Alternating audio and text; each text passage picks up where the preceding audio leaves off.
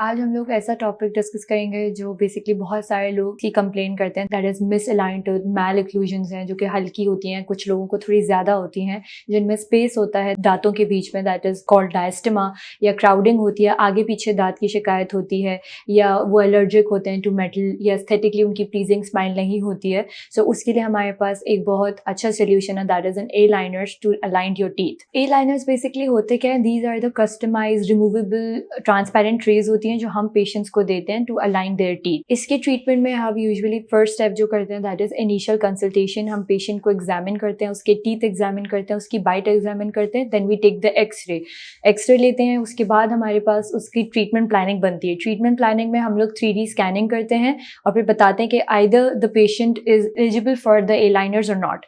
फिर उसके बाद हमारे पास जो है वो उसकी ट्रेज की फैब्रिकेशन होती है, एंड टोटल ट्रेज हमारे पास जो हम लोग देते हैं that is 20 to 25 trays. Every 10 days बाद you have to change the trays and you have to remove the trays when you are eating, when you are drinking and when you are brushing. So benefits of A-liners are aesthetically appealing होते हैं, better oral hygiene होती है, short time duration होता है, less visits होते हैं, removability बहुत अच्छी होती है in A-liners. You can eat whatever you like और आपने अगर इसको पहना हुआ भी होगा तो कोई नोटिस नहीं कर सकता कि आपने पहना, because it is very safe and painless or very aesthetically pleasing. इसका जो total time duration है for the A-liners is 1.5 to 2 years. So if you want your teeth to be aligned without metal braces, do visit us at Hash Dental Clinic.